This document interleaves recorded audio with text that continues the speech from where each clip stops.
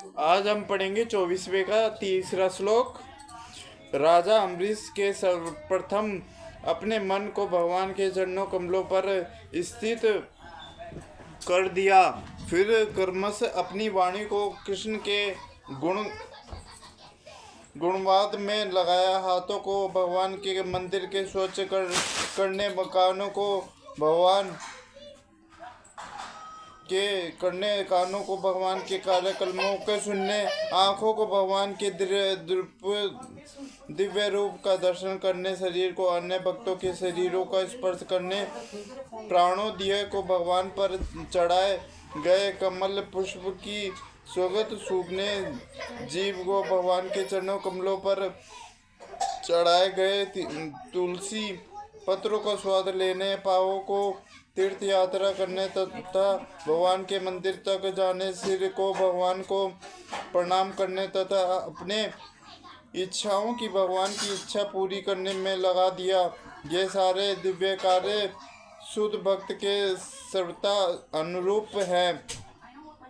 निवादियों के लिए यह दिव्य व्यवस्था अनिवार्य हो सकती है, किंतु कृष्ण भावत व्यक्ति के लिए यह अत्यंत सुगम एवं व्यवहारिक है। जैसे कि महाराज अम्बरीश जी को उपयुक्त वर्णित जीवनचर्या को स्पष्ट हो सकता है, जब तक निरंतर स्मरण द्वारा भगवान के चरणों कमलों में मन को स्थित नहीं कर लिया जाता, तब तक ऐसे दिव्य कार्य व्यवहारिक नहीं बन पाते। अत्यंत भगवान के भक्ति में इन व्यवहारिक कार्यों को अचूर्ण कहते हैं, जिसका अर्थ है समस्त इंद्रियों को भगवान की सेवा में लगाना। इंद्रियों तथा मन को कुछ ना कुछ कार्य चाहिए, कोरा निग्रह व्यवहारिक नहीं है। सामान्य लोगों के लिए, विशेष जो लोग संन्यास आश्रम में नहीं है, ऊपर वर्णित की इंद्रियों तथा मन का दिव्य कार्य ही दिव्य सफलता की सही विधि है, जिसे भगवद गीता में युक्त कहा गया है। जिस प्रकार व्यवहारिक स्थानों में दीपक हिलता डुलता नहीं, उसी तरह जिस योगी का मन वश में होता है, वह आते तत्व के ध्यान में संदेव स्थिर रहता है। कृष्ण भावित व्यक्ति अपने आराध्य देव के चिंतन में उसी प्रकार उचित रहता है, जिस प्रकार वायुवर्हित स्थान में एक दीपक रहता है। सिद्धि की अवस्था में, जिसे समाधि कहते हैं, मनुष्य का मन योगाभ्यास के द्वारा भौतिक मानसिक क्रियाओं से पूर्णतः सहमित हो जाता है। इस सिद्धि की व्यवस्था यह है कि मनुष्य शुद्ध मन से अपने को देख सकता है और अपने आनंद उठा सकता है। उस आनंद में स्थिति में वह दिव्य इंद्रियों द्वारा असीम दिव्य सुख में स्थित रहता है। इस प्रकार स्थापित मनुष्य कभी सत्य से विविध नहीं होता और इस सुख के प्रति को जाने पर वह इससे बड़ा कोई दूसरा लाभ नहीं मानता। ऐसी स्थिति को पाकर मनुष्य बड़ी से बड़ी कठिनाइयों से भी विचलित नहीं होता। वह भौतिक संग्रह में उत्पन्न होते वाले समस्त दुखों के वास्तविक युक्त है। योगाभ्यास से मनुष्य भौतिक परिणाम के विरक्त हो जाता है।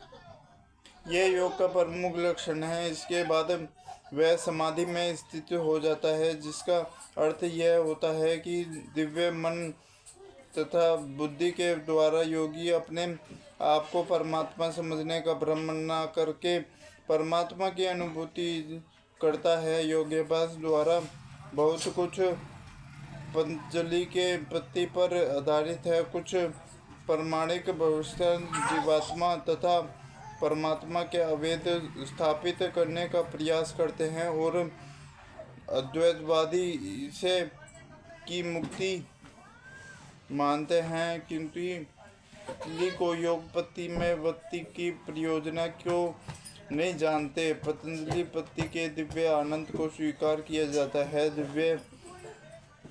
इस दिव्य आनंद का स्वीकार नहीं करते, क्योंकि उन्हें भ्रम है कि इससे कई उनके अंदर के बाधा के उत्पत्ति हो जाए।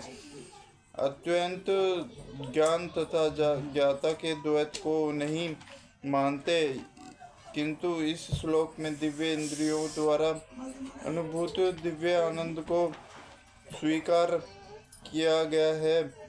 इसको पुष्टि योगपत्ति को वृक्क व्याख्या पतंजलि मुनि के ने भी को है। योग सूत्र यह वृत्त का अंतरण शक्ति दिव्य है, के वाले धर्म अर्थ काम अथा अंत में परम ब्रह्म के तत्व को मोक्ष है।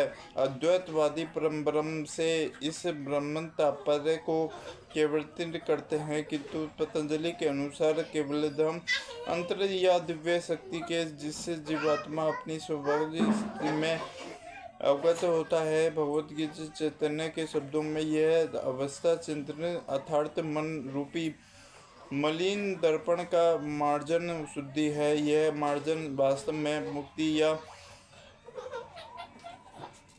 प्रारंभिक निर्वाण सिद्धांत के इस विषय को सम्मान करती है। हरे कृष्णा।